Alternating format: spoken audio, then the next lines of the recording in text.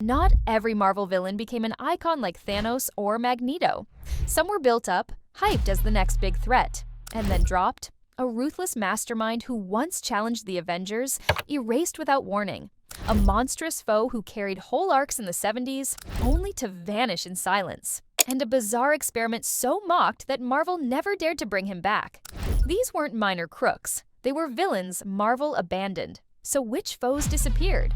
Here are 10 Marvel villains that were abandoned. At number 10 is Basilisk. Once a small-time burglar named Basil Elks, his fate changed the night he shattered the mystical Alpha Stone during a museum heist. The explosion didn't kill him. It transformed him into a creature of emerald scales, his eyes glowing with destructive power. He called himself Basilisk, and his hunger for strength drove him to seek the Omega Stone. For a brief period, Basilisk's growing power let him trigger volcanic eruptions and battle heroes like Spider-Man, Captain Marvel, and The Thing. But there's no record of him ever facing Galactus. With his source of strength gone, Marvel had nowhere left to take his story. He wasn't tied to any major hero, and his purpose had ended. Soon after, during Marvel's Scourge of the Underworld purge, he was gunned down before he could fight back. Though briefly revived by dark magic years later, Basilisk was forgotten again, a villain whose fall came not from defeat in battle, but from being written out of Marvel's future. At number 9 is Judas Traveler, the mysterious figure who once haunted Spider-Man's world. He appeared in Web of Spider-Man number 117 in 1994, during the height of the Clone Saga, presenting himself as an immortal being who had watched humanity for centuries.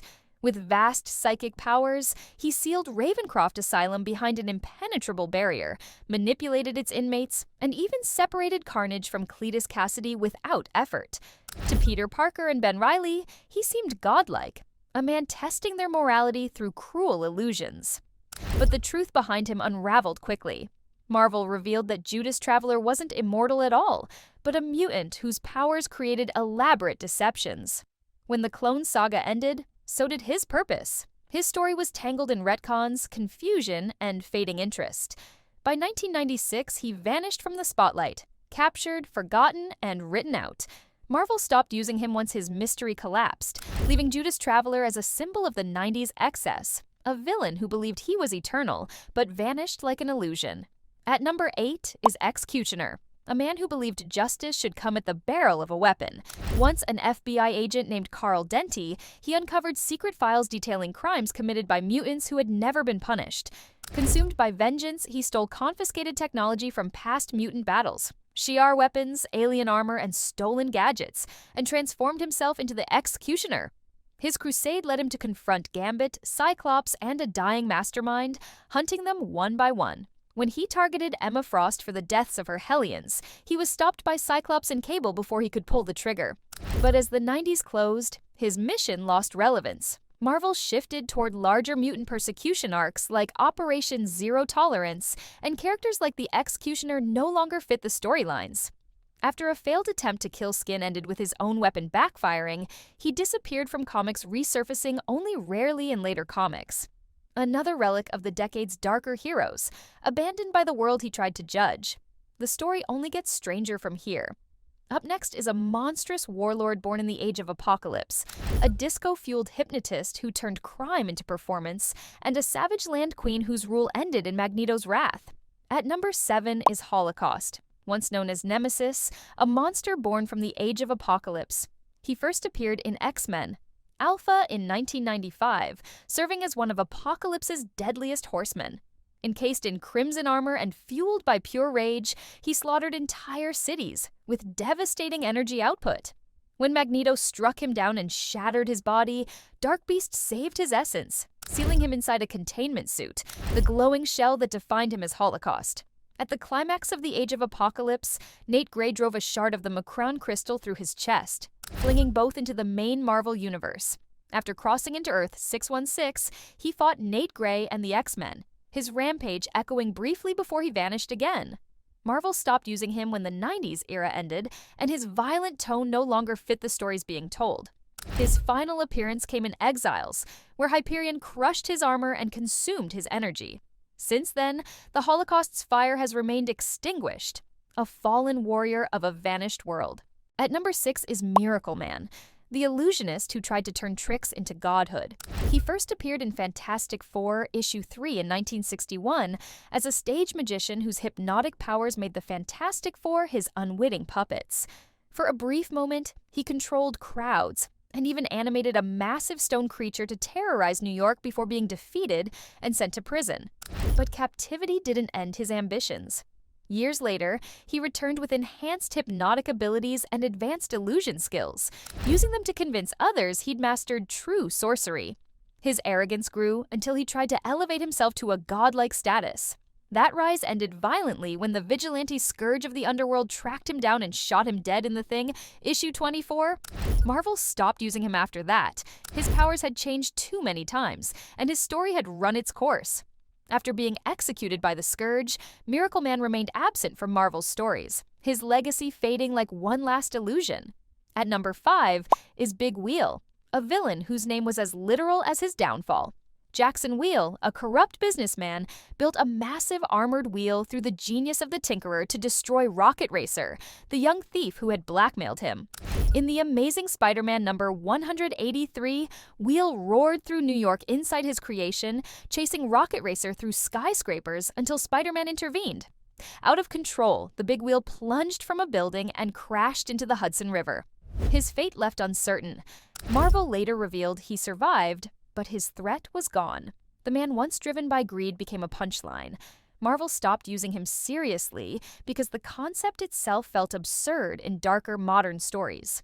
Wheelie was briefly reformed, even attending villain therapy sessions and performing at monster truck shows, but every return was played for laughs. Once a symbol of vengeance, Big Wheel ended up as comic relief, a reminder that even villains can lose control of the machines they build.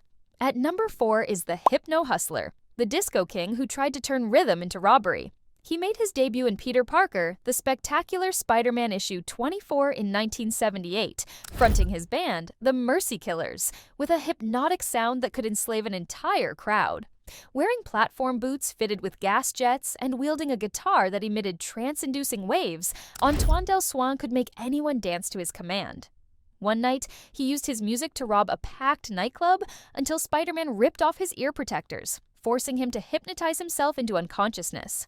That single humiliation ended his rise. When disco faded, so did the Hypno Hustler. Marvel stopped using him because his entire act was tied to a fading era, his glitter and grooves out of sync with the darker tone of later stories. He resurfaced in brief comedy cameos, from villain support meetings to background gags, but never regained any real menace. The Hypno Hustler's spotlight dimmed, leaving only echoes of a beat that once ruled the dance floor. But the downfall of forgotten villains doesn't stop there. Next, you'll meet a would-be empress who stole Polaris' power, an immortal sorcerer who dared to fight Galactus, and a cosmic giant who reached for the stars, only to fall into obscurity.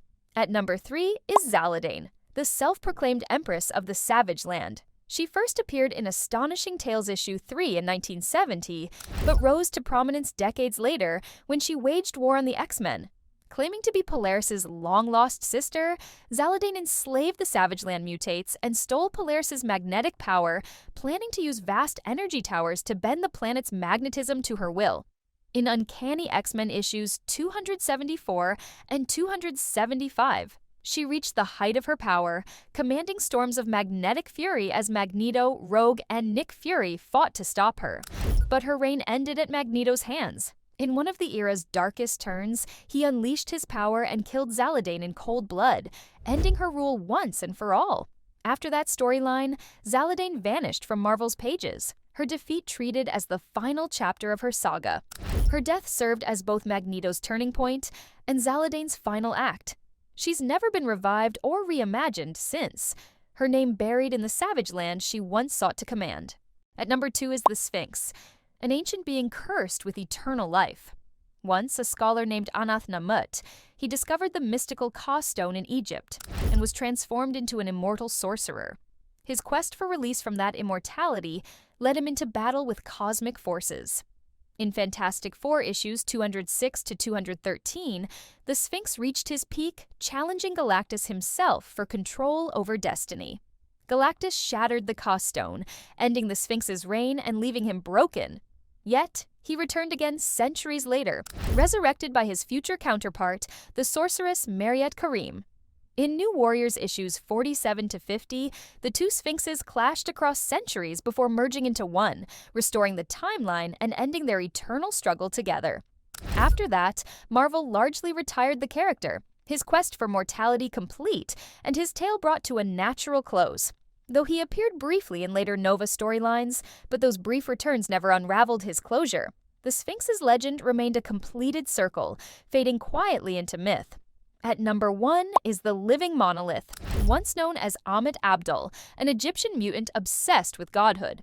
He first appeared in X-Men issues 54 to 56 in 1969, a scholar who discovered his power to absorb cosmic energy linked to Havoc's abilities. When Havoc's energy was suppressed, Abdul grew into the colossal living monolith, towering above cities and threatening to crush the world beneath his hands. His power reached its peak in Marvel graphic novel issue 17, Revenge of the Living Monolith, where he became so massive that Thor had to hurl him into outer space to stop him.